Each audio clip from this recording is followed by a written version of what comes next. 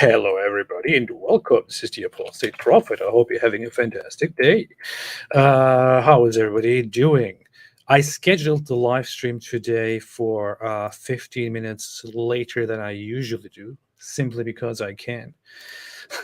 no, no, because I was actually not entirely sure if we are going to do a live stream today. Seemed a bit difficult. But then in the end, I decided, no, I have to do this. We have to do this. The well-being of the planet, of all humanity, depends on these live streams. So with that, I became the hero that I am supposed to be, and then I did this. I scheduled this live stream anyway. It does take a lot of years of just relentlessly going through this stuff when you don't even feel like it in order to make a difference in the Dawa Lai community. You know what I mean? Yeah. Like you think, we exposed this 75 different ways. What else is there to do? Should we just give up because people aren't listening? And then all of a sudden, okay, the argument has been debunked. Yeah. And then it's like, wait, it did work. It did work. It's just slow. It's just really slow, and you just got to keep it up forever, apparently. That is absolutely true. Absolutely true. Well, very often I also think, I genuinely do think, I see people's reactions to things, and I think, what is even the point? I mean, people go for the dumbest things in the world, and none of it really. I mean, why do I even bother? But then I still come back here and think, yeah, I'm kind of like, show must go on. People are like, Sneeko converted or something like that. I'm like, if you're dumb enough to fall for that, you kind of deserve what you get. I can't say. That's what I think. That's what I think. That is absolutely what I think. But yes, so that's why I didn't have this live stream scheduled early on. I only did it like 15 minutes in advance, and then. But that makes a good point. But it makes a very good point. We're going to review Zakir Naik proving to us that the Quran is indeed ahead of science. And thereby showing to us that the Quran is miraculous, that it tells us humans a lot of things that we do not know and that we will find out in the future. And the Quran is therefore necessarily the word of Allah. Wait, is he saying this is stuff that's going to be found out in the future, or that has been found out? Both. Okay, interesting. So I have not seen the video that AP wants to go through. I watched the first, what was that, like 10 seconds, right as we were setting up, and we both started cracking up laughing. So I was like, all right, I'll just watch this while we're streaming. We will be watching. It's going to be powerful. I might convert. Yeah. Hey, don't be sarcastic. Fareed might be watching. David Wood is thinking about converting based on the powerful video by Zakir Naik. Here's the clip of him saying it. So why is he denying it now? Clearly he wasn't sincere the entire time. Geniuses. So powerful. Dawa was so powerful, man. Dawa turbocharges your brain. Yeah. I'm not making this up for those who have missed it. Fareed frequently takes sarcastic remarks that we make very seriously and then rants about them. Like when David says powerful, just as a filler and sarcastically, he's like, so why did he say it is powerful? That guy is a complete. I feel like we need a sarcasm translator with us at all times, like right in the middle. And like whenever we're sarcastic, pause. What David really meant there was, and then go through it. Yeah. So the Quran is the head of science. And we're going to find out now why that is absolutely true. First off, I haven't heard much of Zakir Naik recently, and I was wondering if he's still alive or if he's dead. You informed me that he's still alive. As far as I know, yeah. I mean, don't you think we would have heard if Zakir Naik died or something? I don't know. I mean, his career died when all these younger Dawa guys took off, and we can fix everything. We can fix all the lies. Yeah. You don't people don't realize. I've said this many times before, but the older generation So like the Ahmed Deedat and the Zakir Naiks and so on, and Shabir Ali early on, they were much smarter than the newer generation in that they generally refused to debate any sort of sensitive Muslim topic because they understood if we get on stage, even if we think we could defend something like, let's say, Muhammad's marriage to Aisha, even if we think we could defend that, most of the audience doesn't know anything about it. And therefore, simply by discussing it, the audience is learning about it. And we don't want to do that. So they they tended to focus mainly on Christian topics. Like, in fact, back in the day, they usually only wanted to debate Christian topics. Occasionally you would get a, Quran versus the Bible in science or something like that. But notice they were smarter in the sense that, hey, most of the world's population still doesn't know about this, and we want to keep them all in a state of ignorance. So do not bring up, Muhammad and Zainab, Muhammad and Aisha, or any of these things. Don't bring them up.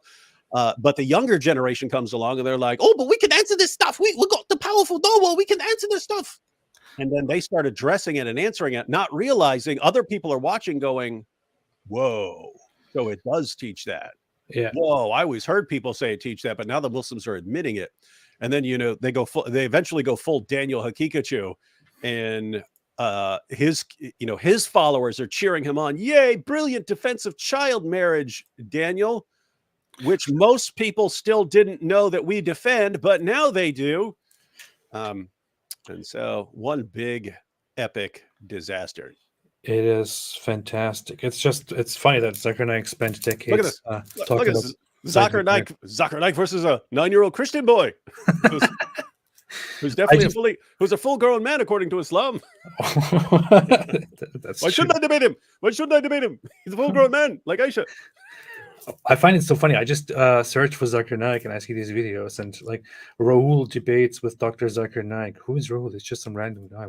That's what I mean. And meanwhile, notice he'll do these discussions and so on with any random person that no one's ever heard of. Yeah, Mary challenges Dr. Zakir. Who's Mary? Just some random person in the audience, I think. Yeah. And then meanwhile, every Christian debater that I can think of has challenged him to debate. He rejects them all. And so if the rule is, if you're an actual debater, he won't go near you. If you're some random person, he's happy to have a discussion with you. Look at this. One of the most popular videos in view count recently is 1.7 million. All the others have like lower view counts here. This masturbation is not haram or sinful. So that's, of course, a very, very important topic to always. You think they say that masturbation is haram? But how did Muhammad get semen all over him? I need to work on my Zakir Naik, man. The last thing I remember from him is him making a video several years ago in response to you. We talked about that. Was like David Wood doesn't have the caliber to debate Zakir Naik because Zakir Naik is famous, and David Wood just wants to be famous. That's why he wants to debate me. It's funny because people still think of Zakir Naik as this champion debater. I think the younger generation would run circles around him in debate. Yeah. I don't think he was ever a good debater at all. He just made sure he never faced an actual debater in his entire career. Yeah, it would be like us picking some random Muslim from a mosque who's never debated before. We destroy him, and then we run back and say, we've destroyed the best debaters that Islam has to offer. And Muslims would go, what? You face some random guy? Yeah, great. That's what Zakir Naik did, ladies and gentlemen. It's exactly what Zakir Naik did. Never spent his entire career being regarded as a champion debater without actually facing one single experienced Christian debater ever. Here, Justin said that was King Julian voice.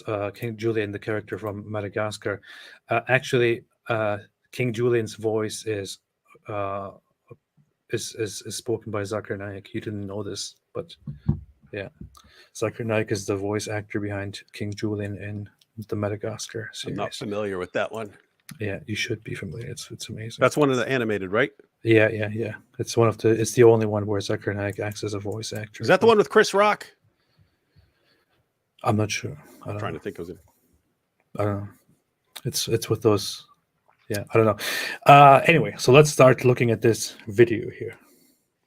That's a very good question. That I've mentioned many things about science indirectly, saying all this was already discovered earlier.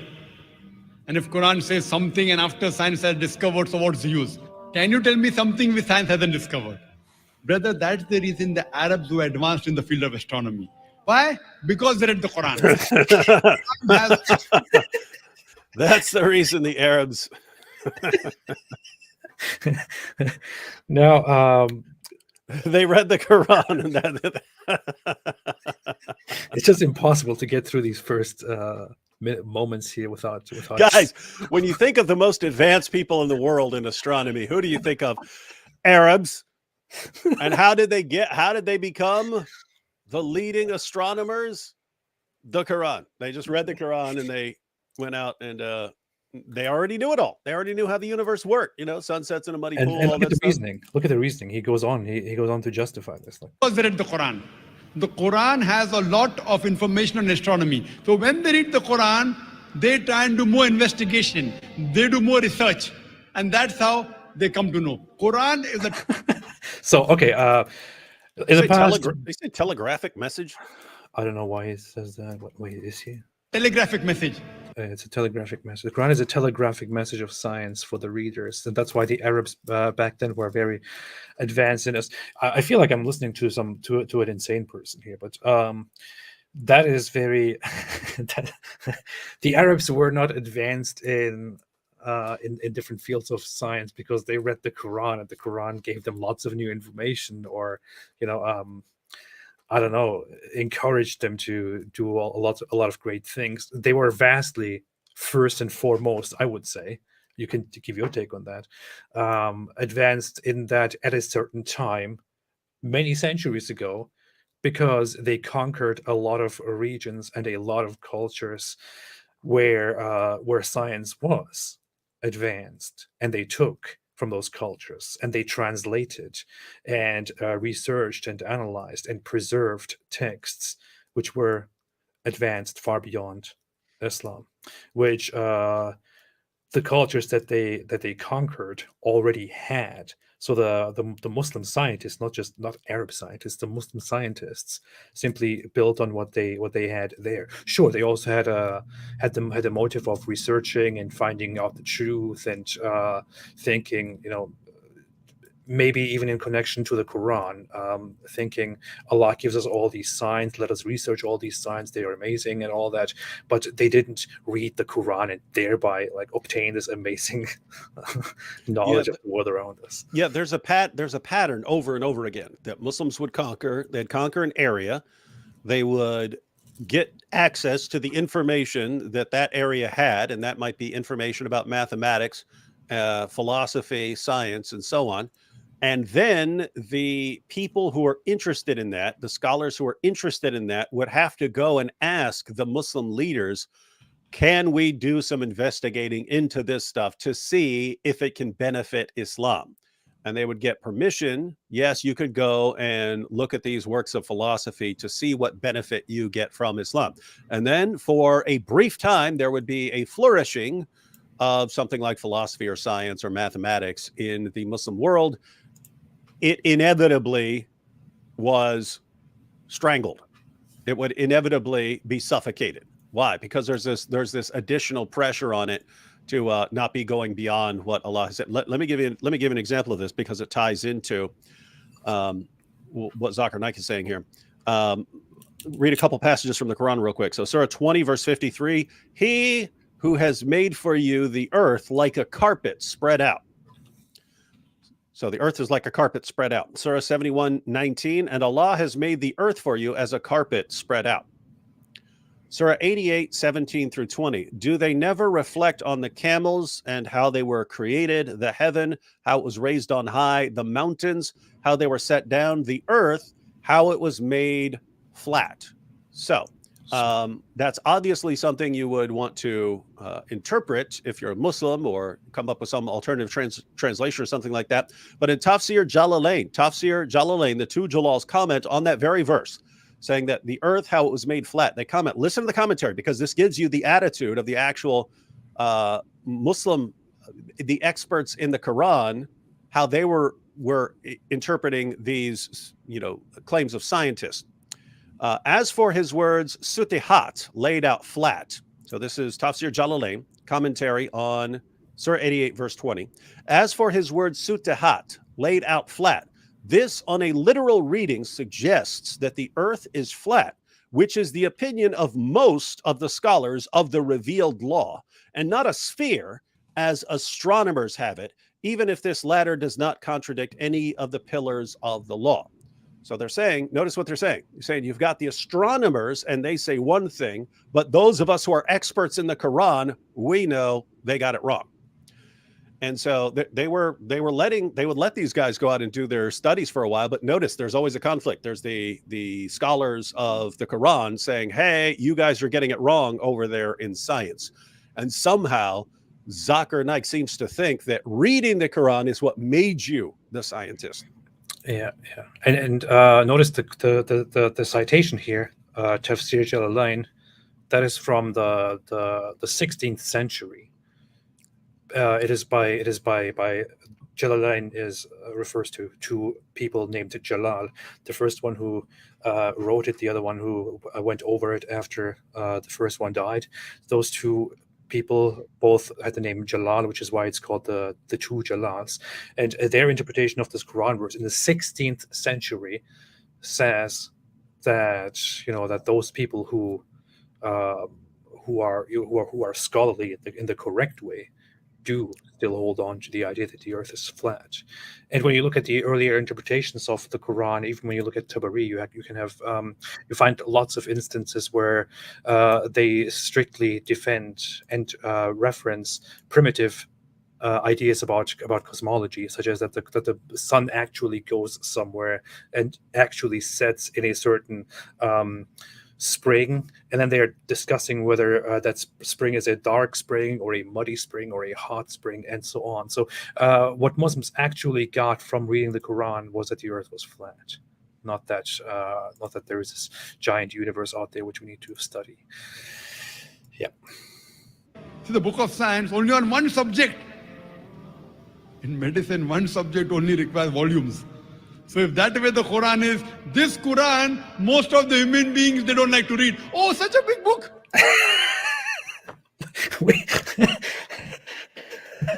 Medicine. But by the way, I have to get that part.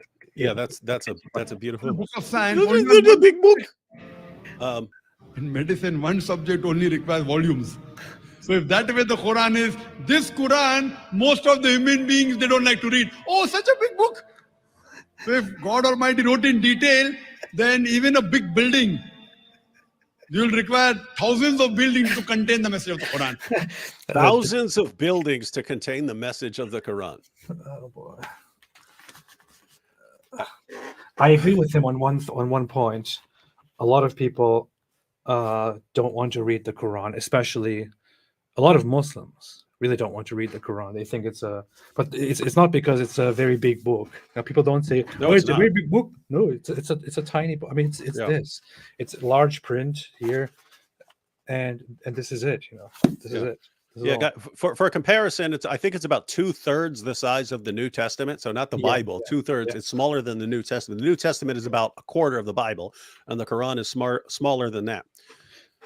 But notice what you just pointed out, that lots of Muslims don't read it. And this was actually surprising to me to find out that Muslims know so little about the Quran when you're in discussions with them. Usually, if you bring up a Quran verse to a Muslim, they have no clue what you're talking about. But that kind of flies in the face of their claim that, oh, it's such a powerful book and it's so eloquent and you could just spend all your time reading it because it's so beautiful. Really? You read it? No. Wait a minute. If it was this dazzlingly brilliant book, I mean, there have been some great books written down through history, and people kind of like to read really great books. People do. No one likes to read the Quran. So how wonderful do you think it really is? Yeah, I mean, I can say from experience, and lots of others can say it too. I would love to appeal to actual data and have actual numbers in front of me. It would be amazing if there were polls by country showing how many Muslims have actually read the Quran, and how many of them have read it in a language they understand. But I've met very few Muslims besides myself when I was a Muslim who had actually read the whole Quran. In fact, I I only remember like one or two people who have read the Quran in its entirety in a language that they understand. One of those was a close friend of mine back then. Um, I haven't seen many other people, and many Muslims can tell you the same thing. It is just people don't read it. The value of it in Islam is that it should be recited, meaning read in the Arabic language, in the original language. So they learn to recite it, they memorize it, and even people who memorize it often don't properly read through the actual translation of it and try to understand it. It's and there is just no real incentive. Like it's not a page turner. It is not an interesting book. It is It's the repetitive. opposite of a page Talk turner. about it. Yeah, you just want to. It gets exhausting. It has all the qualities of a completely exhausting and boring book. It's repetitive. It jumps from topic to topic over and over again. It tells a story and then abruptly just cuts it off and it goes to something completely unrelated and so on. Yeah, a page turner is a book where you got to find out what happens next. Like, oh, I just read this. Oh, what's about to happen? I really need to turn the page to find out what happens. And the Quran just isn't like that, because it's going to be a completely different topic on the next page, and it's going to be just as bad as the page you're on. Yeah, I said this. Hussein said it's a book closer. I said this on your channel a few weeks ago, but I'm not ashamed to admit that I have. When I was in high school, I read the book Twilight, and despite it being a very terrible story, I actually at that time I thought, man, this is amazing. It's so engaging, and you want to find out what happens next. And it's it is actually a very dumb story, right? But the first book, it is so well written that I read it through overnight and then in the morning, and I fell asleep with it on my face because I just couldn't go to sleep. I kept wanting to go to the next page. It was so exciting, and it was a very, very, very dumb story. Now here in the Quran, you could say the Quran. Hang on. And then you left out the part where, when the next one was coming out, you waited outside Barnes and Noble for 3 nights in a tent to make sure you got the first copy that was available. Actually, no. When the second, I read the first one when already all of them were out. So, and the second one I just borrowed, and I was like, okay, this is kind of dumb and boring. Well, you're So really I stopped. You're really racking up the cool points here, AP. I People are like, know. wow, so cool. He I reads. know. He loves Twilight. I was a gangster. I read the Twilight book, the first one, and I have to say it is significantly more enjoyable to read than the Quran, which I have read, and every single time it hurt. When I was a Muslim and I read it several times, I had to endure the pain because I felt like the pain of reading this book was a virtuous deed, and I will be rewarded for the pain that I'm going through, for the torture that I'm suffering. It was like, enduring suffering, enduring mental pain, enduring torture for the sake of Allah. That was what reading the Quran as a Muslim was like. And later, as a non-Muslim, I read it again, and it was just unbearably dumb. And I still kept reading it because I wanted to see everything that I missed in it. And it's just there is no reason for anyone to say. I have not met a single person in my life who said, the Quran, it's so amazing. I read it all the time. When I read it the first time, I just couldn't put it down. It was so engaging, so amazing. It's the best book ever. Nobody has said that. No. Yeah. Anyway. So Antony Flew was apparently correct. Antony Flew, the atheist philosopher of religion. Well, he eventually became some sort of loose theist, but he's the one who said to read the Quran is to do penance. Yeah, that's where you punish yourself for your sins by reading the Quran, and that's good. And notice they could use that as an actual argument, right? Like Allah gives you the Quran as penance for your sins. So when you sin, go read the Quran, and that's how you punish yourself. This is a miracle of Islam. Yeah, you see, then you will never want to sin again. It's actually not an exaggeration. I had the sense of being completely bored by reading this book, but I wanted to convince myself that I'm not bored, and I also felt this pleasure of of making it through this painfully horrible book because it was for the sake of Allah, and I thought there is a reward in that. So, anyway, when I first got married and I wanted to annoy my wife for something, I would start. It wasn't the Quran. I would read her. I'm just seeing if I got it here anywhere. I'm sure you've seen it, Towards Understanding Islam by Maududi. But he goes on like page after page after page just praising Muhammad. And I would just like pull that out and start. Compared to all other men of all times, he is a diamond and they are mere rocks and blah, blah, blah. It just goes on. He goes on forever, just showering him with praise. And it's all complete nonsense. It is so weird. I don't know what I just did. It is so weird, the whole love for Muhammad. It would be things like, and it is clearly, I mean, it's clearly and indisputably nonsense. He would say that when Muhammad would stand up to reveal the Quran, it was so powerful that all the unbelievers in unison would have to cover their ears and run away screaming in order not to hear it, because they knew that they would convert if they simply heard the Quran. And it's funny because that's not even true according to the Quran. According to the Quran, they thought it was a joke, right? They're like, are you serious? Come on, we've heard that before. That's the guy over there who's telling you everything. Come on. They thought it was a joke. Anyway. When people say such things, I wonder if they actually, stop for a moment and imagine and visualize what they are telling you, that when the Quran was being spoken, or, that the people were actually panicking and shocked and covering their ears and no. Like, that's a very ridiculous thing to even think of. Okay. Anyway, Quran is telegraphic message. Telegraphic message. So in telegraphic message, many of the Muslims, they read the Quran and they made advances in science. That's the reason we find, if you go back into history, the Muslims advanced in science and technology. But you pose the question, forget about the past. What about today? I would love him to give me an example, but yeah. This is why Muhammad, peace be upon him, was the most powerful scientist of all time. I mentioned has been discovered earlier, but many of them were discovered by Muslims, some by non-Muslims, some by Europeans. What about things which science hasn't discovered? Fine. Well, David Wood, the Bible is so fantastic that Christians read the Bible and then they created the printing press and started. Is that supposed to be Zakir Naik? Is that supposed to be Zakir Naik? Because that sounds more like, I don't know. I'm just the standard, like the guy from The Simpsons. I'm not really trying very hard right now. I'm thinking more of the message. That's it. But yeah, so. For instance, when Prophet Muhammad said, peace be upon him, that the eyes of the leather strap of the anus, this inspired 2 million years of science.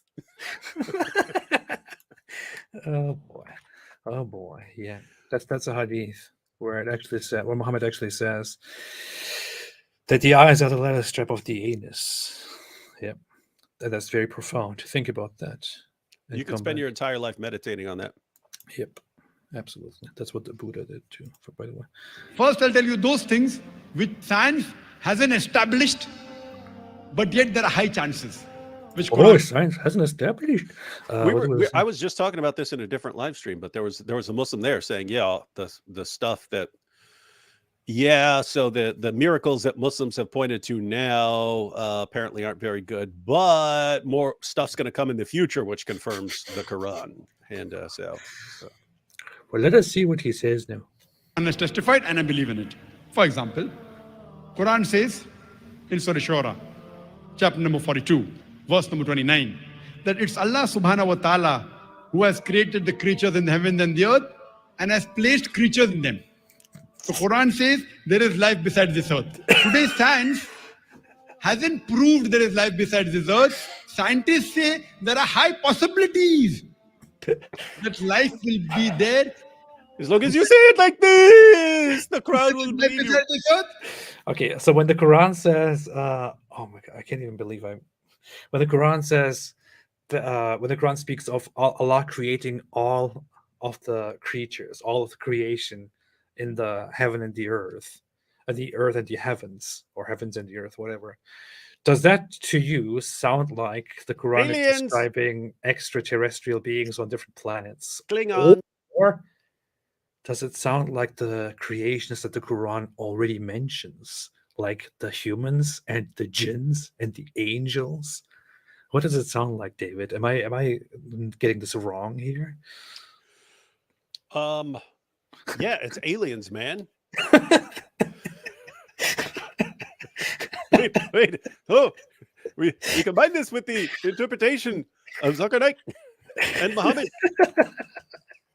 Listen, if the eyes are the little strap of the anus, then clearly this Quran verse is talking about the Klingons near Uranus. Oh boy. The Quran says in multiple different verses that Allah created the jinn and mankind. Here's an example. I did not create the jinn and mankind except to worship me. It mentions them together in different verses where it talks about heavens and the earth. I mean, this is very, very basic. I can't even. It's very ridiculous to even respond to this.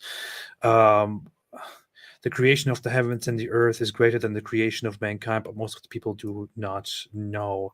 Okay, so the Quran repeatedly talks about the creatures that Allah creates, humans and jinns. It mentions humans and jinns very often, and jinns are these mystical, magical fire beings that the Arab polytheists believed were out there in the desert when it's night. They were quite scared of the desert at night. Of course, they didn't know better.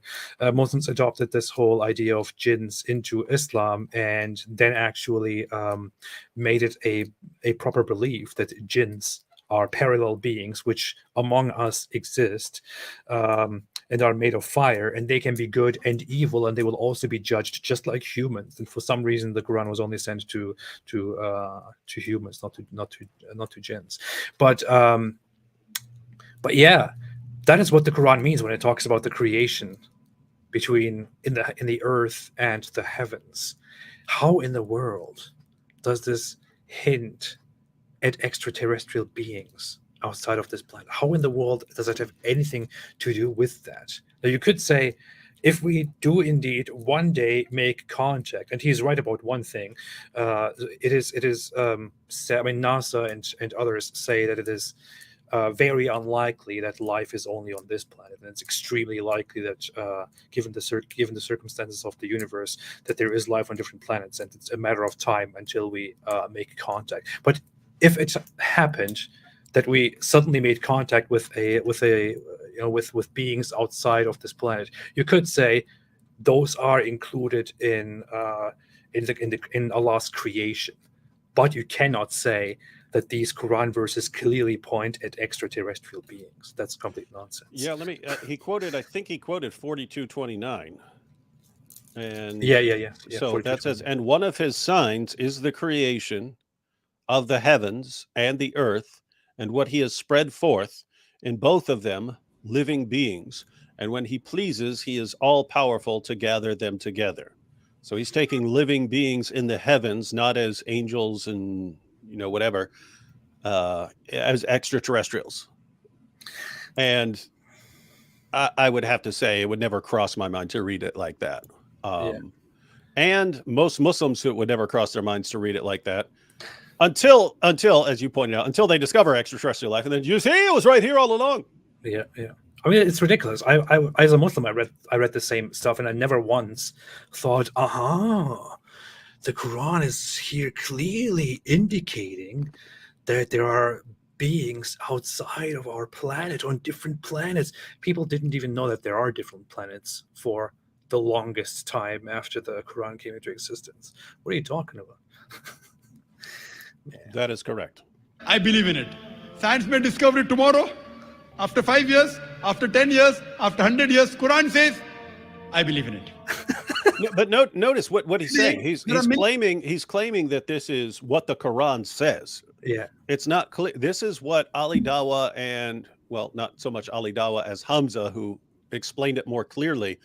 But Ali Dawah too, he kind of addressed this in sloppy fashion, that if you are claiming that something is a scientific miracle, one, you have to show that the science actually has established something and is settled on some sort of issue. Two, you have to show that that's what the Quran is really saying, and not that you're putting that interpretation in the Quran. Like, who do you have? Do you have Muhammad commenting on this? Who do you have that is giving this interpretation of the verse to make sure that you're not just putting it in there. And then, of course, the third point was you have to make sure that this isn't known before Muhammad put it in there. But notice that second criterion right there. On what basis would you think that Muhammad is talking about alien life here? None, like none.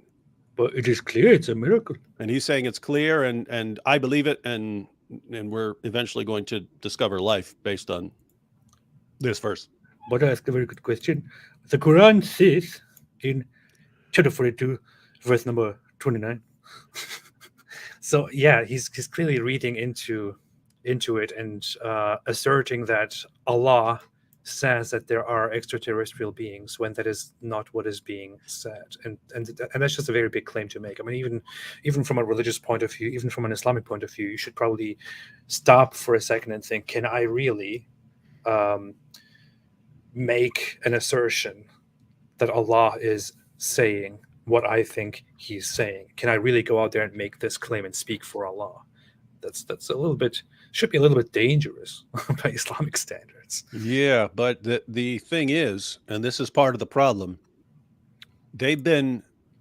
we talked about when manipulators manipulate, they are in turn manipulated in return by the audience. In other words, they're conditioning their audience, but the audience is conditioning them. The audience is constantly conditioning their leaders about what they can get away with, and they think they can get away with more and more and more. And so if you're just constantly blurting out, oh, look at this, it's a scientific miracle, oh, look at this, it's a scientific miracle, and so on, and you're just constantly making stuff up, and your audience cheers for you, and it never crosses their minds to go and look this up and make sure you're citing information accurately, then that just convinces you over time. I could say absolutely anything. I can go to a verse saying, oh, Allah created, all the living things in the heavens and the earth. You see, this is aliens. And when we find it out, when we find out about the aliens, you heard it here first, folks. That's why astronomy just blew up in the Muslim world. Brother makes a good point. Brother makes a very good point. Very, very good point. Goat von Sloot said, do you mind if I call you David? If you get my phone number, you can call me all you want. I probably won't answer. Oh, fantastic. There you have it. By the way, Sarah Rainey came and said, no, not watching tonight. Just wanted to send you some good vibes and money. Thank you. I appreciate that a lot, Sarah. But I repeat again, shame on you. Shame on you for not watching. Shame. But thank you for the super chat and the support as always. Expecting you here next time. Amused Squid said, inshallah, we need more dawah medical doctors. Indeed we do. Medical doctors. First time caught you live. Greetings from Croatia. Oh, thank you. Greetings back to Croatia from here. Nick's Highlander, Thaddeus needs to clip that. Absolutely. Sawan Krishnan said, Marhaba Ridwan, Dr. Swag, Nasılsınız? Could you please, that means how are you in the grotesque Turkish language, could you please shed some light on Ali and Hussein just as historic figures? Love from India. Thank you. I appreciate that. Could be a topic for a different time. I mean, is there anything that you want to say on that? Or do you ever talk about that? Did you ever talk? Not really. I mean, it sounds like he's interested in like what, Shia Islam or something, or? Yeah, I mean, Ali was the son-in-law and relative of Muhammad. A huge split emerged after the death of Muhammad due to the first three caliphs being deemed unjust, and Ali, who became the caliph after them as the fourth, him being regarded as the legitimate one, whom Muhammad allegedly secretly assigned as his successor, according to the Shia Muslims, not so according to the Sunni Muslims, and there's a lot of stuff after his death. His two sons are persecuted. A situation happens in the location known as Karbala, which is today seen as a very holy place in Shia Islam. But I mean, lots of complicated historical stuff that would need detailed analysis, I would say. Yeah. The hypothesis how the world will end. How the It says world that the sun will become big. Some will say become- the world will end in fire, some say in ice. but From what I've tasted of desire, I hold with those who favor fire. who said that? Robert Frost, I think. Oh, Today, Frost. there are many hypotheses how the world will end. How the world will end. It says that the sun will become big, the world will end, the mountains will fall down, the mountains will become smooth, the ocean will swell up, the world will enter into a black hole. Many hypotheses. Many of these hypotheses, not all, they match with the Quran. Quran says in Surah Qiyamah, chapter number 75, verse number 8 and 9, that the sun and the moon, they will join together. How can many of these hypotheses add up with the Quran when many of the hypotheses are different in the nature of how it would actually happen? This is kind of ridiculous. If you want to say that that scientific predictions of the end of the planet or the end of the universe or whatever are in alignment with the Quran, then you have to somehow guess that the universe is currently on a path toward that final destruction and annihilation, and that it could be scientifically observed and hypothesized. But if you believe the Quran, you just believe that Allah will simply one day destroy everything. Why go to the whole idea that this is a whole scientific process which you can already kind of track and see and prove? It's a very strange perspective to look at.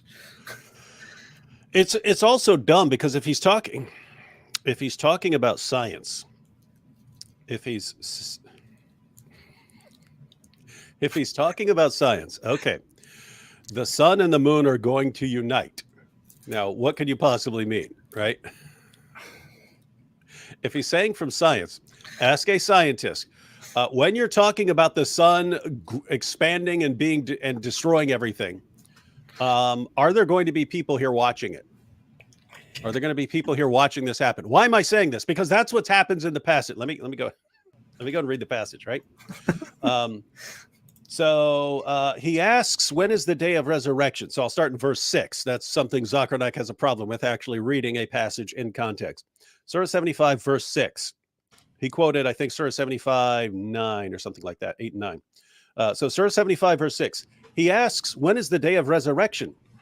So when the sight becomes dazed, talking about people saying, when the sight becomes dazed and the moon becomes dark, some of the translations say the moon is eclipsed, and the sun and moon are brought together. Not even clear what this means because it just said eclipsed, and it, from the perspective of being on Earth, it looks like they're brought together in an eclipse. But that's not what a scientist would mean if like if the sun is just blowing up and destroying everything.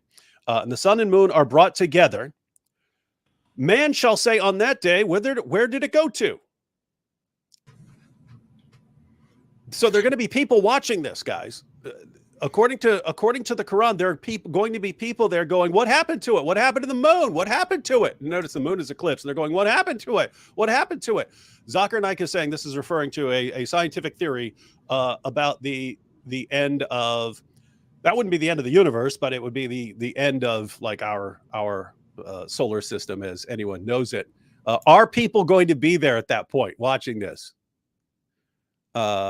No, we would have been destroyed a long time before this. But so maybe he could tack it on as an auxiliary hypothesis that human beings will survive by expanding beyond our solar system, and they're going to be watching it from a long way away with a really powerful telescope saying, hey, what's going on there? But then they're not going to see the eclipse because you only see the eclipse from Earth. This is just like an epic disaster to be going down this road.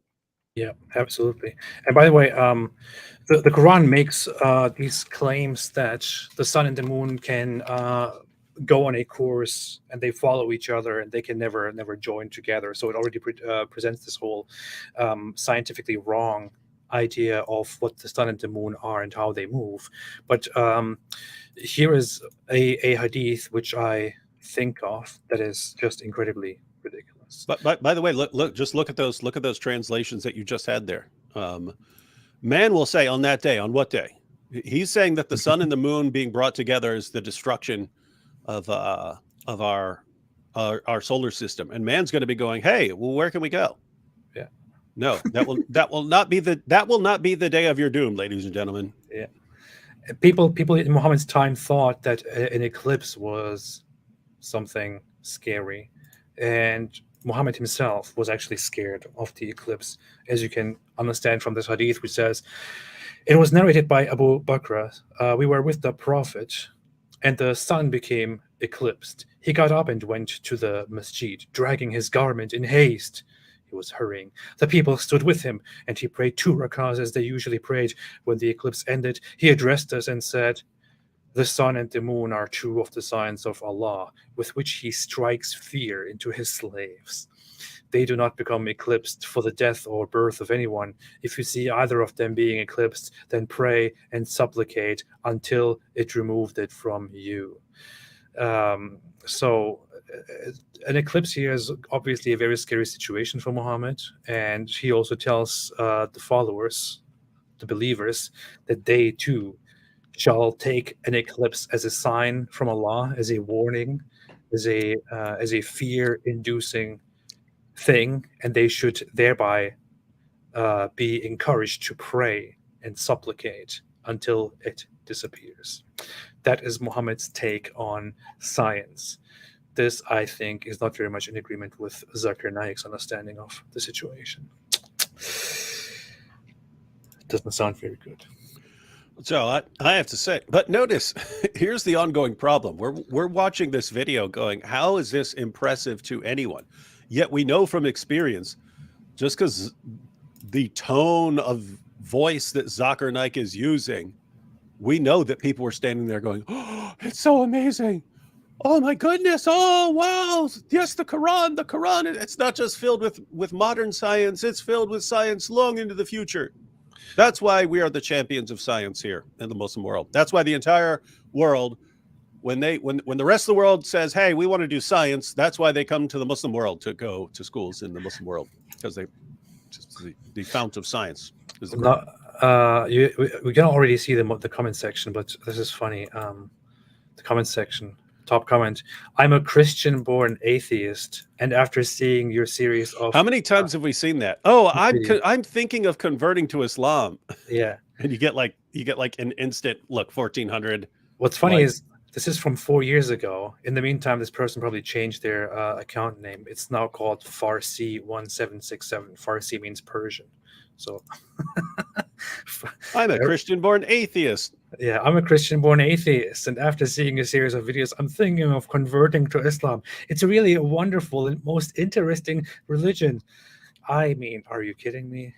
Are you kidding me? With the username here now visible as Farsi. Whenever I watch any video like this, my faith becomes more strong. And so my iman becomes stronger. Whoa. We have goosebumps from this if you are a true believer. Why would you have goosebumps from this, man? I mean, guys, think about what he's saying. I mean, he just said the 2 stupidest things. One, he goes to a verse where you have no reason to think this is saying that this has anything to do with alien life. And he's saying it has something to do with alien life, and saying that it will eventually be confirmed sometime down the road. And then he's saying that, according on the end, the end, was he talking about the end of the universe? Because that's the end of everything. Was he talking about the end of the universe? Because that would not be the end of he's talking about our sun. The end of the it doesn't make sense. The whole him referring to hypotheses about the end of the world. It doesn't really make sense. So the question is kind of strange. Yeah. So you've got, is the Quran claiming, that the sun's going to go, whatever's going to happen to it, it's going to expand and just destroy everything. And he thinks that human beings are still going to be there watching this going, hey, we need to figure out where we can go from this. Of course. And so notice it's not clear that is, matter of fact, if you read in context, that is most certainly not what the Quran is talking about. But even if you granted it, it still doesn't line up. It still doesn't line up with the scientific theory. No one's scientific theory is that human beings are going to be here on the Earth as the moon gets swallowed up by the sun, and we're going to be watching it. How could you question the Quran's folded up science when it says when the sun will be folded up or wrapped up, and it says, and when the stars fall, dispersing, and when the mountains will be moved or removed, and when a full-term she-camel is neglected. No idea why that is here. And by the way, if you're talking about like cataclysmic events destroying the star and universe, there aren't going to be any camels here. There's not going to be any camels. And look, and the wild beasts are being gathered. Guys, this is not lining up. And notice it doesn't cross. And you looked at the comment section. It doesn't cross anyone's mind. Yeah. To even look up the passage and ask a question about is this what this is really saying, Zakir Naik? Because this doesn't seem to fit. It never crosses anyone's mind to say, Zakir Naik has said something, let me go and look it up. It has never entered one of his followers' minds ever at any point in history. Isn't that weird? I mean, think if he's saying, "Oh, this passage contains all this," wouldn't you at least want to go look at the passage? I mean, wouldn't you at least want to go, "Oh, wow, let me check this out"? Never crosses their mind. That's what I did. Apparently, I was very special and outstandingly smart for doing something as basic that anyone should do, to just look things up when you hear them, when you are a believer. Yeah.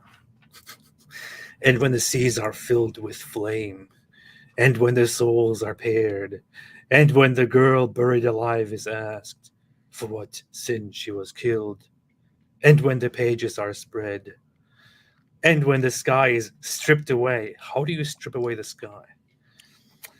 Well, if it's a solid object that will fall on you, then you could strip it away.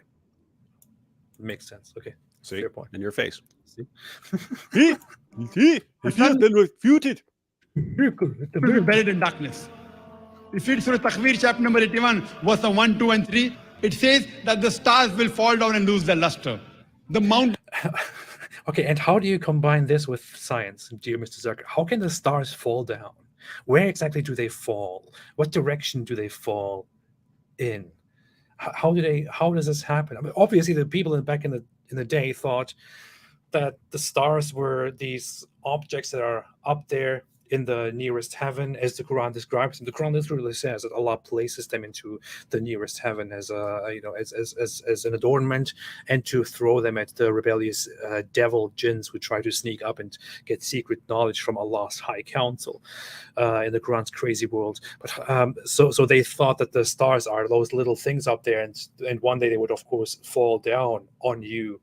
But how in the real world, in the universe, when stars are these gigantic things like our sun, which is a star, how could they fall down? Where exactly do they fall down to?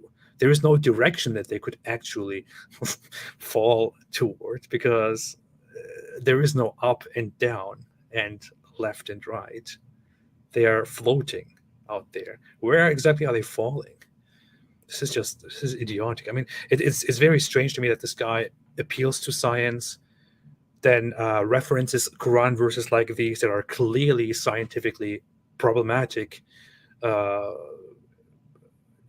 say the least, and then really tries to make it the point that the Quran is ahead of science. You just went through this passage, and again, you have camels there and animals being gathered and so on. This is not what scientists are imagining this is going to be like. That we're all going to be right here on Earth, and then we look up in the sky and we see all this happening, and it's the end of the universe. That's not the scientific picture. You will be long gone when this stuff is happening, according to the scientific picture. No, you're just being Islamophobic. You don't want to listen because you want to be famous. Mountains will fall down to utter ruin. The ocean will swell up. Mountains will fall down. Doesn't make sense at all. Ocean. It's mentioned in Surah Infitar, chapter number 82, verse 1 and 2 and 3. Again, the ocean will swell up. Oh, yeah. The stars will fall down. Similar to many of the hypotheses. No, don't leave out the camels, Zakir Naik. Leave out the camels. Notice he goes verses 1, 2, and 3, leaves out the very next verse, which is about the camels. And he says many similar to the scientific hypotheses. Which which scientific which scientific which scientifically valid explanation, hypothesis, prediction of how things will go over the next million or billions of years actually says the stars will fall down? Please show it to me. Show me where anyone And suggested that the when stars they will fall down, you're going to be worried about your camels.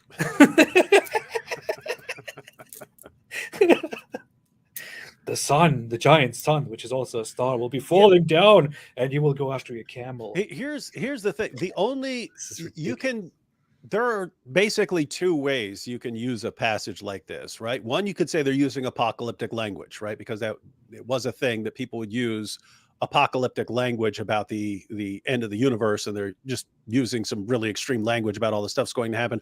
Or you could use a metaphorical interpretation, saying, you know, the stars falling refers to angels falling or something like that. So, but notice, once you go in that route, you can't be appealing to science, because now you're saying that things are they mean something other than what they're saying. But Zakir Naik is saying, no, it means exactly what it says. And this is something that science will confirm, where if you understand anything about the scientific theory he's pointing to, and you understand anything about the passage, these things cannot possibly be reconciled. And he's saying it's miraculous, amazing evidence for the Quran that these things fit together so well. They don't fit together at all. Yeah. There have been attempts in the Islamic history of interpreting these verses to say that the stars falling is indeed here just metaphorical. It's just a reference to them, losing their light and all of that. But the issue is that's not what the Quran verse in question is saying, and you could argue that, right? That could make sense, but that's not what the verse is actually saying. And the interpreters of the Quran, I addressed it before, like Ibn Kathir, I believe, and many others, specifically talk about how this shows that the stars will be falling down in motion and dispersing. So it is quite explicit here, and not a metaphor. And notice how well that fits in with Islamic astronomy, where stars are just up there as missiles for Allah to shoot at a demon when he tries to sneak into space.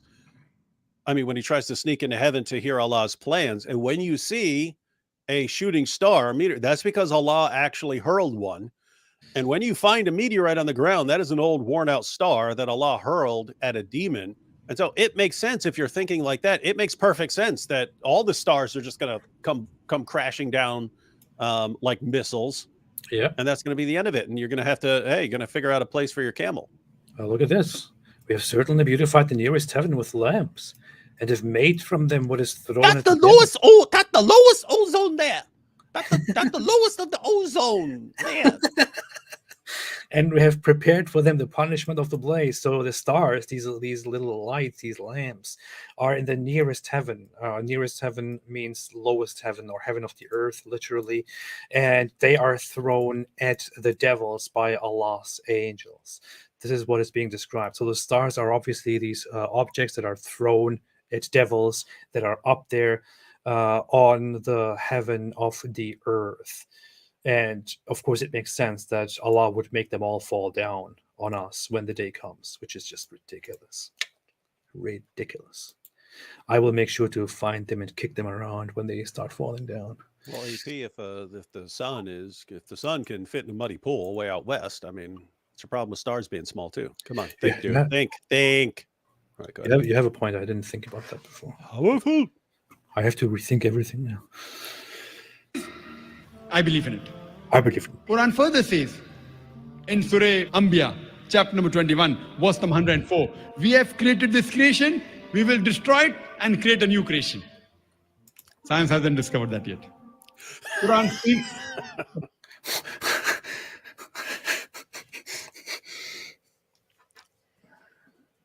about life after death. Science hasn't proved that yet. Quran speaks about heaven and hell. Why would science even go into that? Like, he doesn't understand science as the medical doctor? I don't get it. Science hasn't proved about that. Quran speaks about jinn. Today psychologists say extraterrestrial power. There are some people who get possessed with jinns. Who says that, Zakir Naik? Who says that? Everyone says that. Psychologists said that. Science hasn't proved about that. Quran speaks about jinn. Today psychologists say Psychologists. extraterrestrial power. David, you took psychology courses, right? Mm-hmm. Have you learned anything about these psychologists who say that these extraterrestrial powers possess humans? Is that something that psychology has meanwhile come to agree and argue and all that? No. Well, then obviously you missed something. You didn't pay attention. So. No, they tend to it's interesting. They tend to not take it seriously as an explanation, but they tend to say that like exorcisms and so on, even though I don't believe there's anything demonic, they tend to think that, well, these things actually can help because, if a person believes that a demon has been expelled from them or something like that, then they tend to do better. But nope, not I don't recall the extraterrestrial. Oh, come on. He's saying it's eventually going to be that way, AP. Come on. They're eventually going to find this out. What in the world are you talking about? No, look at it. Today psychologists say. Today, psychologists say. Oh, okay, never mind. Okay, I was throwing. Wait. Today, psychologists say extraterrestrial power. Yeah, today psychologists say extraterrestrial power. Dr. Whitemeat says. Remember that he would just make people up and say Dr. Whitemeat. It's like, what are you talking about? No one can find anyone he's talking about. Dr. Whitemeat. But notice how this sets the stage, right? Look at this. If you're a young narcissistic guy who's planning to go into Dawa and you have half a brain, you're looking at this going, I can make up anything I want. And as long as I'm making it up in defense of Islam and to promote Islam, there are massive amounts of people out there who will shower me with praise and money for the rest of my life if I just do that. And what's the eventual outcome of, hey, I can make anything up because no one's going to question me? Look, I'm a victim of a ketchup hate crime. The Islamophobes got me. That's the outcome, ladies and gentlemen. This is the new generation of the Dawa guys who have realized I can say anything I want. I can fake a hate crime. Jussie Smollett, he'll get called out because even his fans will eventually call him out and say, this is too much, man. This is wrong. You got to go to jail. In the Dawa community, nope. They're not going to call you out. I just Googled it and also looked among scholarly articles on psychologists talking about extraterrestrial powers. I can't find anything here. I don't know why. You're a liar. That's the main theory now. They have conferences on extraterrestrial power. They go in there and they say, hey, this guy's coming in here. He's acting all weird. He says he's hearing voices. Aha, extraterrestrial power. So let's get this straight now. Let's cut through the nonsense and let's get this straight. According to Zakir Naik, psychologists today interpret certain behaviors that are considered possessions by jinns as extraterrestrial powers, meaning psychologists are saying that these are extraterrestrial, so outside our planet is their origin, powers which have some control over these people and make them mentally ill or possess them. So this would mean that psychologists today are clearly arguing for the confirmed existence of extraterrestrial beings or powers which interact with us and possess us. And psychologists have confirmed in the movie Independence Day that the alien could control another person's mind. We saw it right there. And that E.T. could put the finger out and take the pain away from the finger. This is their all-time great. This is their all-time greatest champion of Dawa. What, guys? Who believes this? Like, what has he gotten right here? Like, that's what's amazing. Again, Nabil did this once. He went through a 5-minute Zakir Naik clip and fact-checked everything. And there were 25 mistakes in a 5-minute clip. I mean, 25 factual errors in a 5-minute clip. This is not a guy who did a ton of research and went out and showed how this research confirms the Quran. This is a guy who realized that he is talking to complete gullible morons who will listen to anything he says and cheer for him no matter what. And over time, he realized, I could just say anything. All I have to do is get up there and sound confident, and I'm good forever for the rest of my life. And I'll go down as a legend in the Islamic community. He still does that whole thing. I think he still sticks to that whole misunderstanding of words when he refers to a scientific theory, which is theory means it's a theory. It's not fact. Like, Yeah, that's not what a theory means in science generally. he still does that after being corrected and called out and laughed about so many times for, as a medical doctor, allegedly a scientist, misunderstanding and misrepresenting such a very simple point in terms of scientific research. He still sticks to that. So I don't know what it is. Does he know that he's making things up, that he's just lying? Does he know that he gets things wrong, but he just sticks to them, or is he unaware of the ridiculousness of some of the claims that he makes, and he just doesn't bother into looking into things and correcting himself? I don't get it. I'm pretty sure. I don't say this about everyone, right? Like if a Muslim were to say this to me sitting down on the subway or something like this, and a Muslim were to give me these arguments, I would think, okay, this Muslim really believes this stuff and so on. When I hear Zakir Naik, I've just seen too many examples where, okay, the person listening to you does not know what that passage actually says. But you've read it, and you know what it actually says. Like it's very similar to when he argues that according to the Bible, Jesus didn't die by crucifixion. And in some of the cases, a verse that he will use, in some of the cases where he uses a verse to make a point, he only quotes part of the verse. You literally just have to finish the verse and it refutes the point he's making, or let alone read the rest of the passage. But those are situations where, okay, someone who's never actually gone to this passage and never actually read this verse might hear that quotation and interpret it the way you think, the way you're claiming it should be interpreted. But anyone who's actually read that knows there's no way to interpret it that way. You're claiming that that is the correct interpretation. I know Zakir Naik has at least at some point gone to that passage, and yet the fact that he's saying this to them, you've got to know you're lying at that point. And so what I really think is going on here is similar to what Ali Dawah was saying, that he was brought into Islam by deception. He was duped into converting to Islam by these scientific miracles. And he's since found out that it's absolute nonsense, but he wants to stay for other things.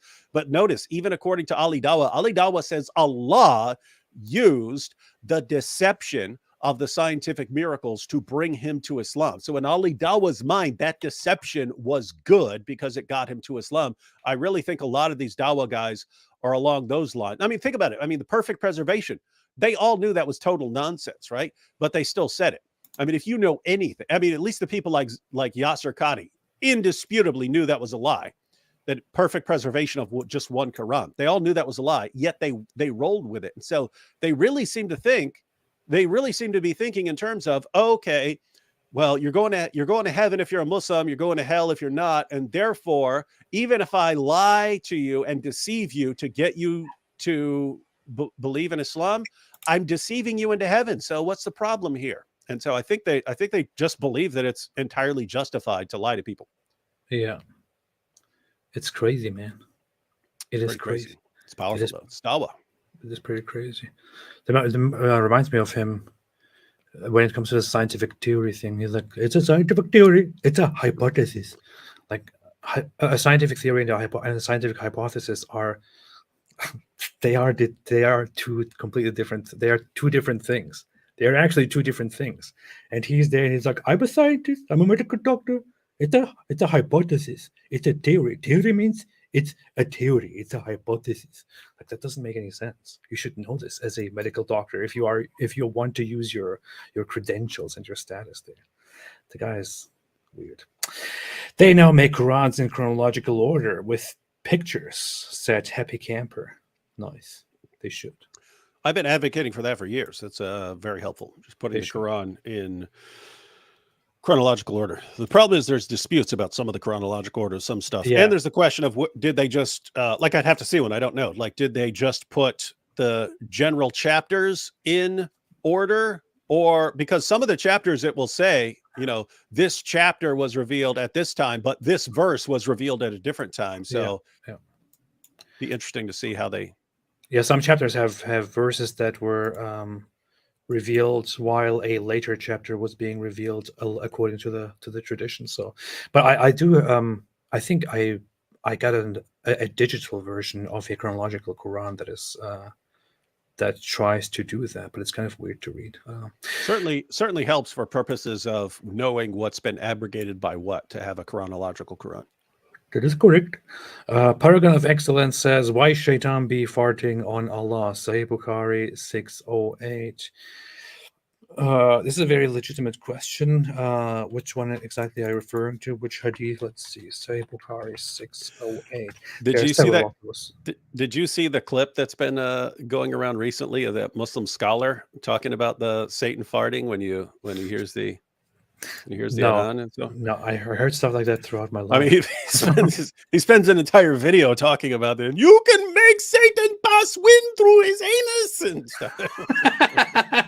I haven't seen that. I should look at it. Don't you want to make Satan pass wind through his anus? This is how you do it according to... This is ridiculous. Allah's messenger said, when the adhan is pronounced, the call to prayer, Satan takes to his heels and passes wind with noise during his flight in order not to hear the adhan. When the adhan is completed, he comes back again and takes to his heels when the iqamah is pronounced, which comes after the call to prayer. And after its completion, he returns again till he whispers into the heart of the person and makes him remember things which he does not recall, and so on. So this is a funny attempt to explain why some people forget things while they are praying or have different thoughts while they are praying, think about different things. Muhammad explains that by Satan coming and whispering things into your ears. That's why your mind wanders off into different things. That's not how the mind works. It's just Satan doing that to you when he's done farting. This is the wisdom. The wisdom of Muhammad. Yeah, I know. That's what I mean. It's like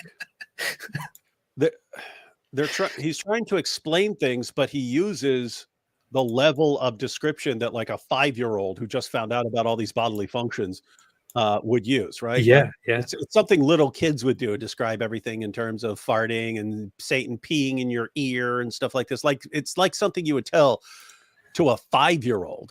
And this is like the most perfect version of the perfect religion. Yeah. This reminds me of my son, 6-year-old. When he was 5, I pick him up from school and he talks to me about leprechauns, and he really hates leprechauns, and he doesn't like it that they come to your room and mess up your place if you do stuff. And I'm like, they're not real. They don't really exist. So you don't have to worry about that. And he's like, what? Are you just kidding? And he had a whole discussion with me about leprechauns and what they actually do and how it makes complete sense. That reminds me of Muhammad here. Yeah. Well. Why don't I take my little son as prophet? I don't understand. You say extraterrestrial power. There are some people who get possessed with jinns. Quran speaks about that. Quran speaks the first man on the earth was Adam, peace be upon him. Science hasn't proved. There are high possibility science will prove. Now you may ask me that, brother Zakir, you gave such a good talk on science and technology. You give such a good talk. Why is with 100%? He's bragging about it. Now someone will say to me, Zakir Naik, you're so great at everything. You're the smartest person who's ever lived and the greatest human being in the world. Why shouldn't we elect you king? Fair point. But let me say, I mean, look at it. Someone will that say. Is just that's amazing. That's I don't know. That's so narcissistic. Look at he's bragging, praising himself from someone else's hypothetical. Science hasn't proved that high possibility. Fine, because as long as you say someone will say. There's someone, yeah. Now you may ask me that, brother Zakir, you gave such a good talk on science and technology. And you're so good looking, like you look like a model. Why won't you go into modeling? Why are you not a movie star with your great looks and your great proof? With 100% solid You proof. believe in life after death? 100% solid proof. You believe it? You believe in heaven You and believe hell? in it? You're a doctor? You're a doctor? Isn't this unscientific? I said, no, brother. No, brother. I know I'm doing a lot of mockery here, and I know lots of viewers will Shame on say that lots of viewers will say, AP, you're so amazing, so brilliant, so smart, so eloquent, so fantastic. There's no better YouTuber than you, and no better speaker and streamer than you. I know people will say that. So why are you making fun of somebody? Isn't that kind of a low blow?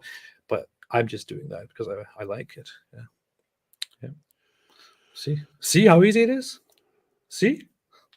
We got to start learning to compliment ourselves like this guy. I believe that it is scientific. Suppose whatever the Quran has mentioned, 80% has proved to be 100% correct. I spoke about 80% is scientific. Suppose whatever the Quran has mentioned, 80% has proved to be 100% correct. Hold on. There's a scene in Anchorman. I've watched the clip like 80 times, but I forget the percentages. He goes, he's talking about his cologne, and it's called Sex Panther. And he says, he goes, 60% of the time it works every time. That's what he says right now. 80% has proven to be 100% correct. Why would you do that? Why would you give a percentage within on this? That's just 60% of the time, Or it even works the every claim. time. So look at what he's actually saying. He's saying even like the claim 80% of the Quran is 100% factual. Yeah, 80% of the Quran we've tested. We found out that it's 100% scientifically accurate, and therefore the 20% that hasn't been confirmed by science, that's the stuff that will be confirmed in the future. If I actually thought for a second that 80% of the Quran has been confirmed as 100% accurate, I might agree with him and say, wow, it was really right on all these things. The problem is that the clearest scientific passages in the Quran are all wrong. You know, sun setting in a muddy pool, stars or missiles that Allah uses to shoot demons, semen is formed between the backbone and ribs. All of this stuff is wrong. And the stuff that they claim is scientifically accurate, you usually just have to read the passage to see what it's actually saying, or have any clue at all what the actual scientific claim is being made. And you find out that apart from some very general stuff like there is a sun and there is a moon, Muhammad gets everything wrong that he could possibly get wrong. He gets it wrong. And Zakir Naik looks at it, 100% correct. No. 100% correct. No. What? It's 100% correct. It's amazing. 80% is 100% correct. It's a miracle. It is a miracle. 60% of the time, it works every time. I made a video in the past. And the Quran tells us the same stuff. Yeah, that was me. I made a video in the past, which is called "The Scientific Mistakes of the Quran." And you should pin that on this video, and then everyone, yeah.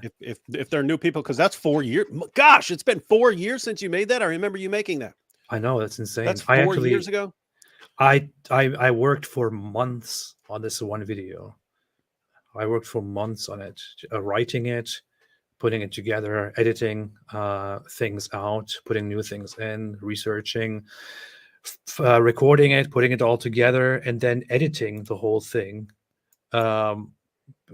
finding all kind of stock footage. And what's funny is it took me, I think it took me like 6 months or something like that to put this together. What's funny is when I made this and published it, there was this one Muslim guy on Twitter, Justin Parrott. We recently reviewed something from him. He went on and said, look at the quality of his video. It's very clear that that somebody is paying him because the quality is very good. He's obviously getting money for this. And I did it all by myself for a very long time. Hey, that's what. See, that's how you praise someone, right? I know. And you can praise yourself. You can be like, hey, I make my graphics. And, as one Muslim pointed out to me, oh, look, he's obviously being paid for all his great graphics. But I made those, ladies and gentlemen. So ridiculous, man. Hey, look, you got Muhammad Ijad there. Scientific errors in the Quran refuted. He did that in response to me. He talked about it, and then I was I was about to say, hey, we should go through that video in the next live stream, and it's like 2 hours and 55 minutes. well, what he did was he addressed, after having a discussion with me. Is this he the talked about- Unabomber? Yes, he talked about how the detractors of Islam have now put together like compilations of supposed scientific mistakes. So I will come to look at his debunk that. views. Look at his views versus yours. You see, he got Look at 190,000 views. Yeah, You got 700,000 views. this is proof. You see, that's why they abandoned the argument. They're like, we can only get 190,000. He got 700,000. Let's just say it's been debunked. All right, it's been debunked by majority vote. If I was like them, I would actually put this put these two together with the screenshots showing the view count and see. That's look, exactly. You should do that in a tweet just for joking, because we're talking about it here. Yeah. You see, If I was like this, the people have spoken. you can clearly see here that mine is much more convincing than you. Nobody believes your defense of the scientific issues in the Quran. Or everybody believes that there are scientific mistakes, because look at it, 700,000 versus 190,000. The people have spoken. People have spoken. The Quran is wrong. Man. But yeah, go and watch this. I will pin this in the comment section. Yeah. As mentioned, 80% has proved to be 100% correct. Every I spoke time. about astronomy, about geology, water cycle, All of it. oceanography, botany, Water cycle, bicycle, motorcycle, icicles. oceanography, astronomy, has proved All right. to be 100% correct. I spoke about astronomy, Dreamsicle. We have astronomy, geology, geology, water cycle, water oceanography, cycle, motorcycle, oceanography, botany, botany, biology, zoology. biology, zoology. So just hypothetically, 80% what the Quran has mentioned, suppose, has been proved to be 100% correct. So wait a minute. What Yeah, is I would find that amazing. If 80% of the Quran had been proven to be 100% correct, I would find that pretty impressive. I don't understand. Didn't he just claim that 80% has Yeah, been now he proven? says hypothetically. I don't understand. It is Why don't scientific. you let him make his point, man? Suppose whatever the Quran has mentioned, 80% has proved to be 100% correct. Okay, fine. I spoke about astronomy, about geology, water cycle, oceanography, botany, biology, zoology. So just hypothetically, 80% what the Quran has mentioned, suppose, has been proved to be 100% correct. The remaining 20% is ambiguous. Neither right, neither wrong. Not even 0.1% of that 20% which is ambiguous has been proved to be wrong. There is not a single verse of the Quran which can be proved false by established science. Okay, so what he's saying is, let us say that 80% of what is in the Quran scientifically has been proven to be entirely true. He holds that position, so he wants you to think, let us say that 80% of it roughly has already been proven true. There is 20% of it left. All of that is currently not known to be true, but also not known to be false. And there is nothing in the Quran which has proven to be false. Now, first off, I would like to know what exactly he bases these numbers on. Yeah. Are there some research papers that he's going to reference and present and bring forth? Where are those research papers? And who is in charge of judging who is correct with their assessments? Because I'm pretty sure that lots of people think that there is a lot of wrong stuff in the Quran. I made a list of 60 mistakes in the Quran, and lots of other people have talked about it.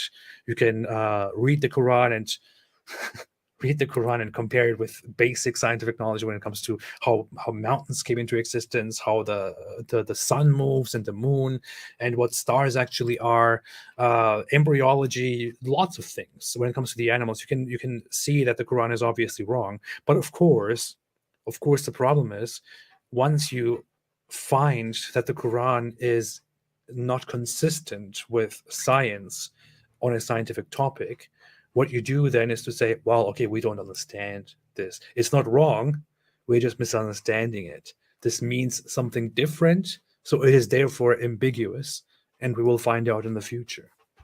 Great. Problem solved. Yeah, and so I would also be interested in where he's getting these numbers from. But I mean, just think about the overall picture you get of either the universe or human reproduction, because those are the two big topics the Quran addresses. And if you look at the big picture, that like you can look at a specific verse and they'll reinterpret it and try to come up with a different understanding that completely conflicts with the surrounding verses and so on. But you actually get a picture of the universe when you combine what the Quran says with what Muhammad says and with the commentary of the early Muslim community. You get something along the lines of down at the bottom underneath the earths is this giant fish or whale, and some will say there's things below that and stuff, but let's just go down to the giant fish or whale. You got this giant fish or whale, and then you've got 7 flat earths stacked up on top of that like pancakes, except there's some space in between them. We live on that top earth. And out on the over here on the side of the top earth, you've got this pool where the sun goes down. Then it sort of tunnels down through and then comes up again and so on. It keeps doing that. Some even say that I forget if it was 180 or 360 pools, that there's a bunch of different pools and the sun goes down into a different one each day. For a period of months, or maybe a different one every day for an entire year. But you got the sun doing that. Then you've got the lowest heaven above that, and the lowest heaven, there's actually it's within a dome. There's that dome. It has channels for traveling there, but it's a dome, and it would fall on you if Allah didn't hold it up. And within this lowest heaven, that's where your stars are. That's where your stars are. And there are these small things. There are these missiles that Allah uses to shoot at demons. And when you see when you see a shooting star, it's because that is an actual star that Allah hurled at a demon. And you have 7 of these domes stacked on top of each other. And there's a 500-year journey between each of the heavens, and there's a 500-year journey in between each of the 7 earths that are stacked up. And so you can look at that, and you could actually draw that out and see what the universe looks like. And then you could say, how much does that line up with modern science? Would you say it's 80% accurate, and that the other 20% is waiting to be confirmed? Obviously. Something like that. You get a similar result if you go through embryology and so on. Obviously. This shows it's clearly true. It's a miracle. It's a miracle. Even today, scientists say sunset. They say when the sun goes down. They say there's one song. Even today, people say when the sun goes down into the pool, make sure it doesn't burn you up. Even today, scientists say in this one song, the sky will fall down. The sky will, if you leave me, the sky will fall down. This means it's a miracle. That's what the Quran says. Ridiculous stuff, man. No, it's good. But yeah, it is good. It is good. It is good. Hypothesis. So my logic says, His logic. established science. Hypothesis. So my logic says, when 80% is 100% correct and the remaining 20% is ambiguous, but not even 0.1% of that 20% is proved wrong. So my logic says that even that 20% inshallah will be correct. If not today, tomorrow. Of course you will say that. After 50 years, after 100 years, after 1,000 years, Allahu Alam, God knows, they will prove there's life after death. They will prove there is jinn. They will prove there is hell. There is proof. Zakir Naik, science is not concerned with proving that there is life after death. I don't think you understand what science actually is, which is very strange because you are supposedly a scientist, a medical doctor. He should be aware of the fact that science is not meant to concern itself with finding out that there is indeed life after death. That would not be a scientific matter.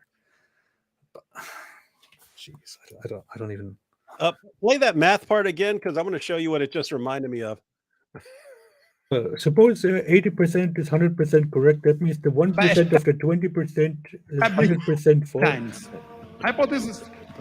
So my logic says, when 80% is 100% correct and the remaining 20% is ambiguous, but not even 0.1% of that 20% is proved wrong. So my logic says that even that 20% inshallah will be correct. If not today, tomorrow, after 50. Hey, check out the link I just sent you. I mean, we could always finish this one and then come back to that point because it's almost over. But I sent you a link. What that reminded me of. It's pretty awesome. Let's see. Scott Steiner, it's going to be a three-way for the TNA heavyweight title at Sacrifice between you, Kurt Angle, and Samoa Joe. Now, before you get there, That's you have about an to be important awesome step tonight as you and X Division champion Petey Williams take on the unlikely duo of Kurt Angle and Samoa Joe. Okay, here we go. Zakir Naik. All men are created equal, but you look at me and you look at Small Joe, and you can see that statement is not true. See, normally if you go one-on-one with another wrestler, you got a 50-50 chance of winning. 50-50. I'm a genetic freak, and I'm not normal. So you got a 25% at best at beating me. Then you add Kurt Angle to the mix.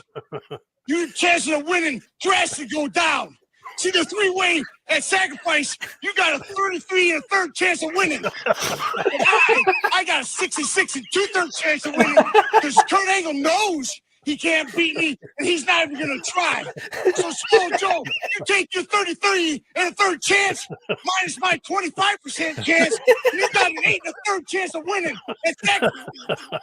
Then you take my 75% chance of winning, lose to a one-on-one, and then add 66 and two-thirds chance. I got a 141 and two-thirds chance of winning at Sacrifice. See, numbers don't lie. Disaster for you at Sacrifice. But I'm going to break it down for all you ladies. Would you rather be with me? You stop it there. Now he's changing the subject. We just wanted the math. Wasn't that awesome? Oh man, that's crazy. Oh. I didn't know about this. That was powerful. It sounds exact. I mean, think if a Dawa guy came out exactly like that, but he just said Quran and all of that, he would be the most famous Dai in the world right now. This is funny. I was just thinking that maybe Zakir Naik is just putting all of these numbers out there just to confuse and impress people with numbers, and because nobody's going to follow that through except if you're a nerd. Yeah. But that's Wasn't that an awesome clip? yeah, it was. It was good. So let's say 80% of what is in the Quran has been proven 100% true. And let us say there's 20% left in the Quran, which is neither 100% true nor 0% true, and therefore not 100% false either. So of that 20% left, not even 1% has proven to be 100% false. Therefore, I argue that within those 20%, the remaining 20% will also be proven to be 100% true in the future, inshallah. Fantastic. Great point. That's Powerful. how you convert people to Islam. Wow, man. That was a good clip. 50 years, after 100 years, after 1,000 years, Allah Alam, God knows, they will prove there's life after death. No, they they will won't. prove there is jinn. They will prove Maybe they there is won't. hell. There is proof there is heaven, and so on and so forth. That's it. So indeed there has come to you clear proof from your Lord and guidance and mercy. Who is then more unjust than he who rejects Allah's message and turns away from them? This is put here. This message is put here at the end of this video because clearly you have seen that after this powerful message, Islam is true. The Quran is from Allah. It's very obvious now at this point. So if you are still in the light of this guidance, of this clear proof from your Lord, you do not believe in Islam. If you at this point don't accept the Quran as the word of Allah, then you are just completely unjust, and shame on you. Yeah. Powerful. Shame on you. Shame on you. It should say shame on you here. Hey, this is a side note. The guy you were just watching, that was Scott Steiner. Yeah. He's played in a couple movies when they needed a really big dude. And in one of the Punisher films, he played a guy called the Russian, who was a sort of second-rate Punisher villain in the comics, right? Uh-huh. Russian, who's this massive muscle-bound dude. Anyway, there's a scene where the Punisher is supposed to stab him in the chest with a knife. And so you see it in the movie, he stabs him in the chest, and the guy just looks like it's amusing to him, and he he grabs his hand and pulls the knife out and stuff like that. It's an interesting blooper detail that the prop master forgot to replace the actual knife with a stunt knife, with a retractable fake knife. So he actually got stabbed right in the chest by the dude. He stayed in character, grinning and in a sick smile on his face, and made the guy pull it out and stuff. But it was all real. It's in the film. Wow. That's a tough dude. Gets stabbed in the chest by accident because the prop guy is stupid, but stays in character. Wow. That's messed up, man. That is messed up. That is absolutely messed up. Hey, so after going through this whole video in which we have confirmed the Quran is ahead of science, what do you think, David? Are you becoming a Muslim now? No, it's like I mean, every Zakir Naik How dare you. clip I see is dumber than the one that came before that. You know what I mean? But the people here in the comment section of this video are saying that their faith became stronger after they watched this video. So what's your Yeah, problem? I hear that a lot. Wow. It's become the mantra. I'm actually speechless. His explanations are great. Isn't this interesting? It's like you and I look at that, and it is the most insanely idiotic nonsense we've ever heard, and all you get is praise for this in the Dawa community. Man. But I Wow. mean, think about this. If you were Zakir Naik, if you were a Dawa guy and you just made that video, and it was the absolute most ridiculous nonsense, there is not one valid, valuable point in the entire video. Everything is complete nonsense. And you get showered with praise. You're our hero for this. What message does that send? It sends you the message, put out more nonsense, because they eat it up. They eat it up here. No, the message it sends out is that this is powerful stuff. Oh, Dawa is so powerful. Dawa is powerful. Dawa is amazing. Dawa is brilliant. This is how they built up the Ummah for years, and now Ali Dawa just comes along. Hey, it's all been debunked. Look, here's a 10-year-old who is impressed. So that's clear proof that this is a good video. That there's a lot of good proof. Yeah, kid, if you really want to be a scientist, you could be a Muslim and be a scientist. You cannot really be a Zakir Naik fan and take his claim seriously and be a scientist. Man. You would be laughed out of any science department in the world if you went in and started spouting this stuff. Videos like this rekindle the strong faith I once had. My faith weakened. Now I begin to return. If your faith weakened, and this kind of complete nonsense, which is laughable on so many levels, is what rekindles your faith, then I don't know what to do with you. I don't know what to tell you. Wow. Christian Hijab says one of her Muslim friends. Says one of her Muslim friends told her she just needs to watch Zakir Naik, and then she would understand Islam better. Ironically, your Muslim friend is right. You will understand Islam. But if you actually look at how Zakir Naik convinces people, you will learn all kinds of stuff about Islam and how it's perfectly acceptable to deceive people as long as you find the right people who are ignorant and gullible, and you use that to spread your religion. It actually tells me a lot about Muslims. It tells me a lot about Muslims, and it's not good. Doesn't look pretty. Not pretty. It ain't pretty. It ain't pretty at all.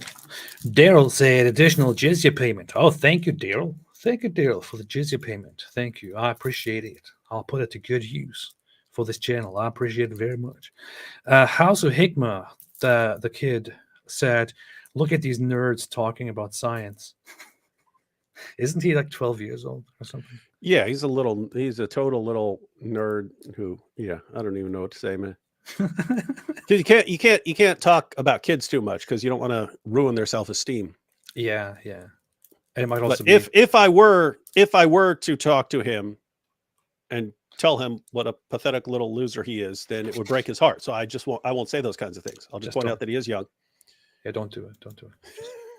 Just abstain for now. Proud of that, said brother asked a good question. Brother makes a good point. Yep. Undercover Pro 18 made a super chat. Thank you so much. I appreciate it very much. Undercover Pro 18 made another super chat and said, "Hey AP, when's that book coming out? Thanks for all you do. I really appreciate your work." Book. I'm really bad on the whole book front. Last update that I gave was that I have a lot of the stuff written down, planned out, outlined, but it is all rough and raw, and I haven't made great progress over the last year.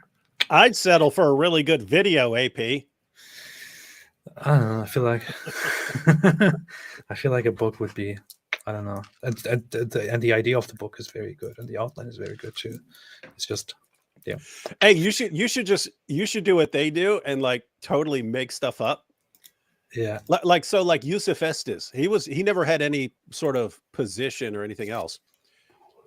Same thing with Yusha Evans. They're all following the same pattern where they'll say they were a Christian minister, right? Yeah. Which technically, anyone who ever did anything for a church can call themselves a minister, right? Okay. But they know that people interpret that as I was like a priest or a pastor or something like that. They know it gets interpreted. So then once they say, I was a minister, then all the Muslim community runs around saying, and he was a pastor, he was a priest, and so on. And you listen to these guys and it's complete nonsense. And then they like make up these stories about how, all this powerful evidence they found for Islam and so on. And how they were. So you should be like, I was a Muslim scholar. I was a Muslim scholar for many years. I was one of the most respected Muslim scholars in the world. And then I dedicated 50 years of my life to researching religions. And then I concluded that Islam is false. Yeah. I should do that. People call me a scholar. Some people will say, AP, you are such a great scholar. Possibly the best scholar ever. Isn't that so slimy? that is pure narcissism there, man. Yes, man. That this guy I don't get it. I mean, if I listen to people like that who say, no, some people might say, Zakir Naik, you give such good speech on science with 100% solid proof. I would say, oh, okay, I'm done here. Like, I don't want to listen to some guy who's praising himself in our, with our mouths, in our words. But no, people actually think this is impressive stuff. Zakir Naik. People say, Zakir Naik, how can you be so physically imposing with your powerful muscles? It's impressive. Very powerful. I just want David's contact info for spiritual guidance. Please, how can I contact you? I think you need to contact David. Go to the Answering Islam website, and you can get my email address there. I don't like saying it in various places because there are bots picking stuff up and so on. And then all of a sudden you get like a million messages from trolls and stuff, or bots trying to sell me stuff. Also, jinns are often around and they try to pick up the email address and stuff like that. Yeah, so go to answeringislam.net, go to the individual authors page, and you can get my email there. Yeah. Now, David's just acting like he's a big author. Good von Sloot says, David, I just want to contact you. Contact you. You might say you want to contact me because of my brilliant lectures and my powerful science lessons. Shine Varman Zadigan with a beautiful symbol of the Zoroastrian sign of the spirit, which they actually adopted from ancient Mesopotamia, which is called Faravar. I even have a symbol of that somewhere here. I'm such a nerd right now. Said Zakir Naik is heavily influenced and inspired by Swiss writer Giorgio A. Tsoukalos. Isn't that the guy who Tsoukalos? Isn't that the guy with the from that aliens meme? He's kind of mad scientist looking, but yeah, he does UFO stuff. There's that meme where of him going like this, and it says aliens or something like that. Yeah, he has the cover on that, Ancient Aliens. He believes in that thing, I think, that he proposes that whole hypothesis of ancient aliens or something like that. That's funny. That is pretty good. Pretty good. Sarah Durst said, AP, you are so amazing.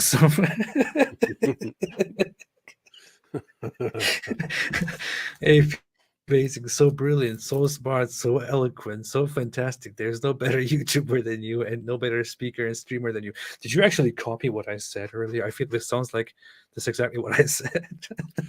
What's funny is you can use that in a future video, or you can say, for instance, people say to me, AP, you're so amazing, so brilliant, so smart, so eloquent, so fantastic. There's no better YouTube than you. What's funny, it kind of sounds like Trump, right? People say to me, AP, you're so amazing, so brilliant, so smart, so eloquent, so fantastic. There's no better YouTuber than you, no better speaker, no better streamer. A tremendous speaker, frankly. That's frankly. I will take this super chat and use it as a reference in the future when I apply for a job. SG, how much percent of the chat room will become Muslim now? I would say 100%. I would say 100% of 80%. Shai Rahman said AP and David Wood, could you please explain the miracle in Sahih Muslim 2277? Is it going to be something dumb again? What do you say? This is like that last one, the leather strap.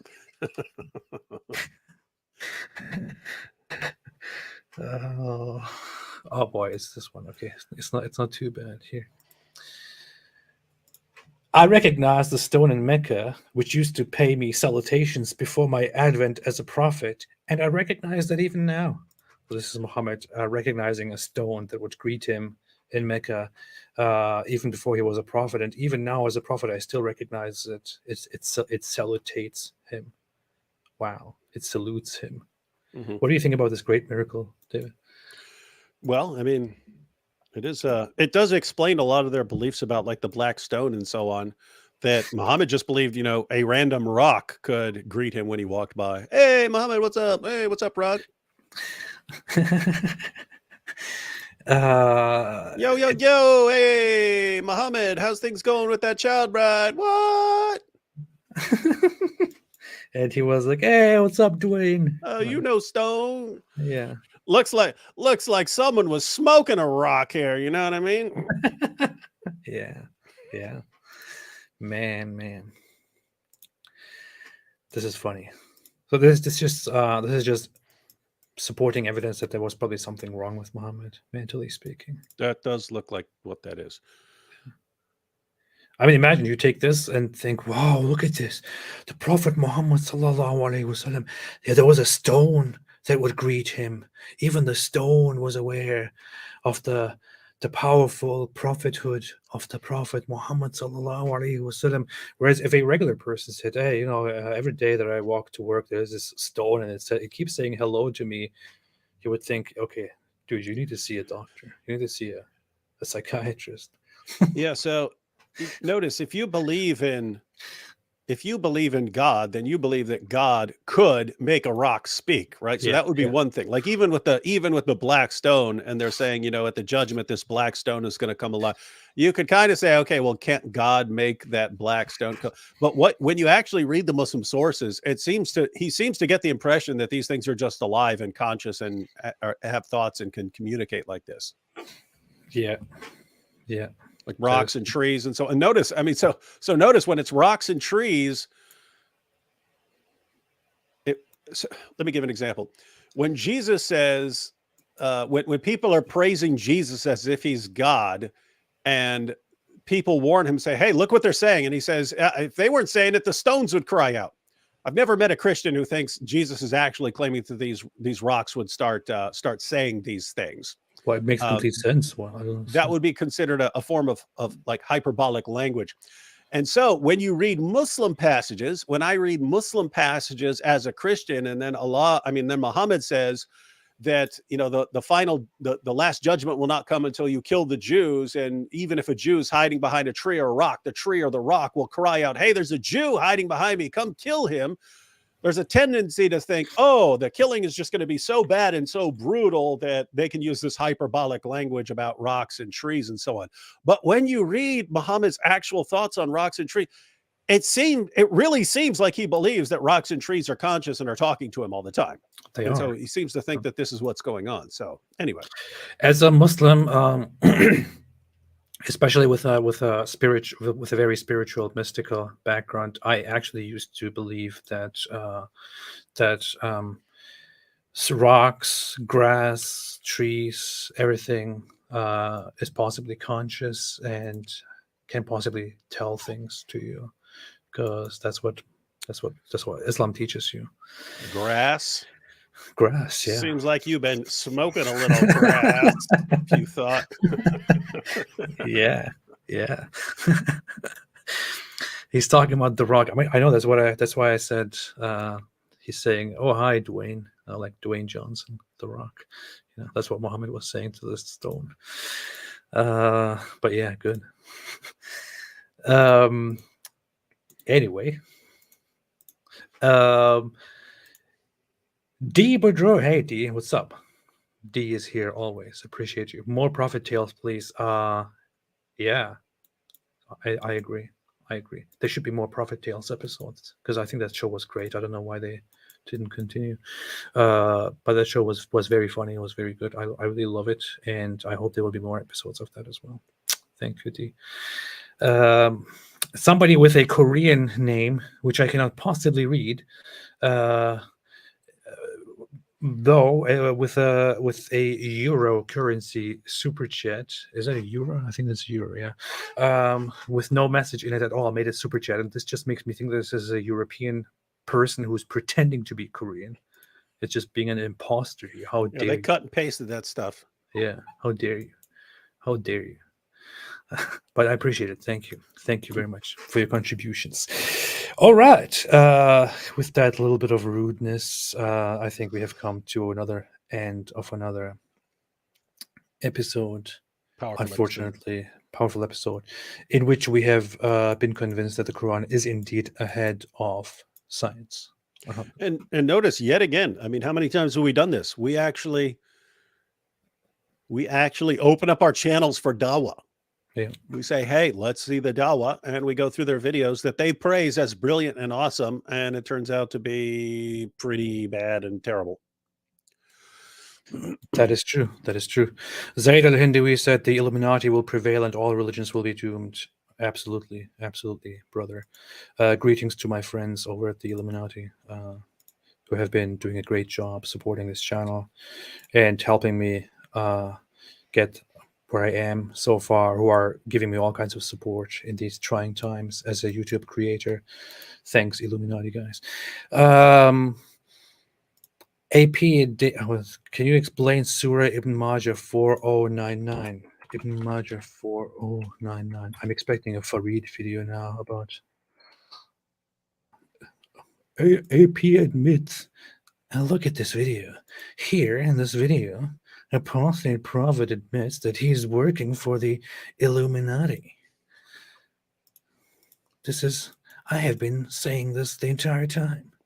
The hour will not begin until you fight the people with small eyes and white faces, as if their eyes are the pupils of locusts, and as if their faces are hammered shields. They will be wearing shoes of hair, using leather shields, and tying their horses to date palm trees. This is allegedly a hadith about Turks. That's what I thought. I wasn't sure about that, but I remembered I thought this was about Turks. Yeah, it is supposed to be about Turks. It sounds to me more like Mongols for some reason. Could be about anything. In my opinion, for the longest time, I thought that this hadith is completely made up, and that Muhammad actually never said any such thing. So this is one of those hadiths where it is talking about future encounters with different people, and there's just no reason for him to say it, and it's completely ambiguous. Can refer to anything. And by the time these hadiths are written down, it's already happened that you fought these kind of people, and it's just like, oh look, Muhammad predicted this battle that we just fought the other day.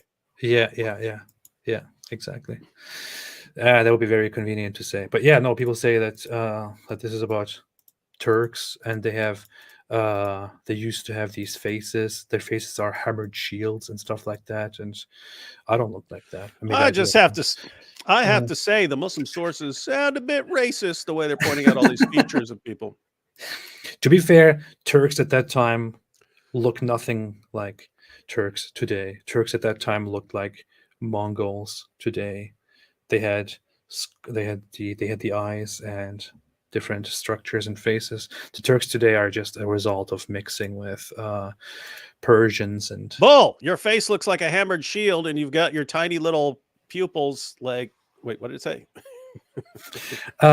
pupils of locusts. Yeah, you got a pupil like a locust, man. That's true. Hey, locust pupil AP. I have small eyes. Let's put this on the screen here. I have small eyes here. The hour will not begin until you fight people with small eyes. So small eyes. Here, I have small eyes. That's confirmed. When I smile, my eyes almost completely disappear.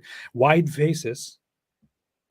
Eyes are like the pupils of locusts. I have no idea what the pupils of locusts are like, but sounds. Oh, you know, just look in a mirror, buddy. Yeah. And their faces are hammered shields. My face is indeed a hammered shield. Whenever people punched me, it never hurt me. It always hurt them. Some people broke their hands just trying to hit me, trying to hurt me. They'll be wearing shoes of hair. They will be wearing shoes of hair. I'm wearing shoes of hair right now, honestly. Using leather shields and tying their horses to date palm trees. I don't have a horse anymore and no palm trees here, but that's what I would do if I did have a horse today. So yeah, sounds about right. Powerful Stuff. And it says chapter the Turks. Yeah, powerful stuff. Wow. All right. So hey, did you know that have you ever studied the character? I recently made a tweet about this. That character that is often referred to as a demonic or occultist idol, Baphomet, that is actually historically thought to be a complete made up creation in the 14th century.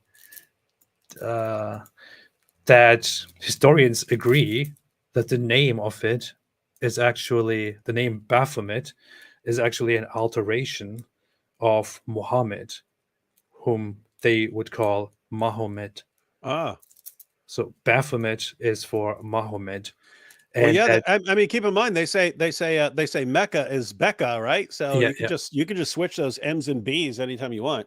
Yeah. So, but here's the thing. Now, the historians usually argue that that this character, that is idol Baphomet, which is this often used demonic, satanic-looking thing, was created as a fantasy or just to intentionally accuse the Knights Templar, who were hated at that time, of worshiping these demons and then framing them and getting rid of them. But you could argue that the historians are actually wrong, and that the fact that the names of Baphomet and Muhammad are so similar in those times is actually evidence that Muhammad is a demon, right? Yep. In matter of fact, you want to keep that one in your pocket for when they make some of these claims about, oh, look, Becca, that's clearly Mecca, and Mahmud, that's clearly Muhammad, and the word is similar, therefore it's Muhammad. Yeah. Okay. Baphomet is Muhammad.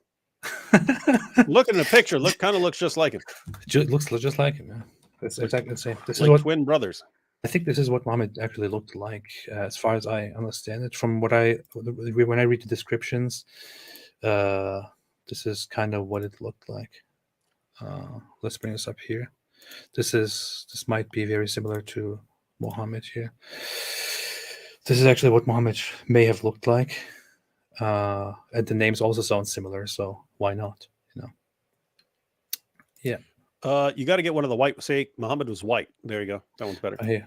This is from Wikipedia, I think. Yeah. Even has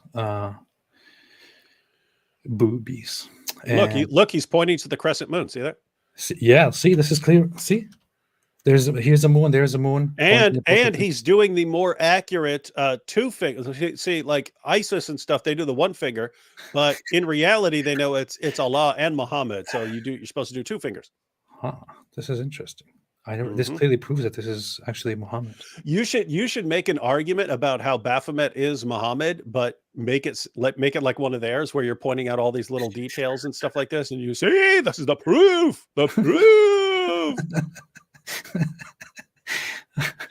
If you study this, you could probably find a lot more stuff that you could just say, look, this clearly shows that this is about, like even the wings. Maybe when Muhammad went to the cave and he saw this scary creature with wings, it was actually his inner demon appearing to himself and giving him these commands and stuff like that. Anyway, if you want to go that route, there's a lot here. With that out of the way, now that we have also shown that Muhammad is Baphomet, one other fantastic day comes to an end, and hereby, if you still haven't been convinced by Zakir Naik's brilliant proof, if you still haven't converted to Islam by this point, shame on you. What is wrong with you? Go see a doctor. For the rest of you, welcome to your new faith. And David, anything else that you want to add before we leave? Stay away from Baphomet. Stay away from Baphomet. And by Baphomet, I mean Muhammad. We have the evidence, so yeah. I'm looking at it right now. that the medieval Christians refer to Muhammad as Baphomet. Yeah. I think Voltaire wrote about him as Muhammad and others too. But have a good day, and as always, listen to the guy who will tell you what you need to do for the rest of your life. Stay away from Islam.